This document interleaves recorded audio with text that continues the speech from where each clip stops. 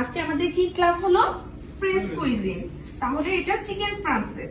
যে কোনো চিকেন আমরা যখন ব্রেস্ট পিসটা কুক করি তখন আমরা অনেক সময় কেটে খেতে গেলে কি আমাদের এটা রাবারি লাগে, একটু টাইট লাগে।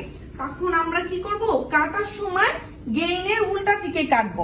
মানে এই যে চিকেনের শিরাটা থাকে না, এই যে দেখেন শিরাটা কোন দিকে, এই দিকে না, এদিকে আছে না, এইটার উল্টা দিকে কাটলে এটা দেখেন কত ইজিলি কাট হয়ে গেল। এখন আমরা যখন এটা বাইট করব তখন এটা খেতেও সফট লাগবে। তো এটা কিন্তু অনেক ইম্পর্টেন্ট একটা জিনিস।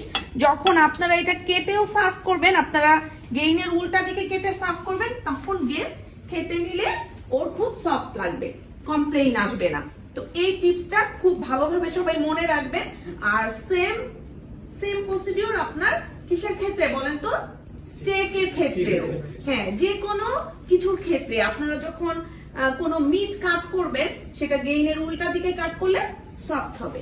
ঠিক আছে, সবাই মনে রাখবেন কথাটা।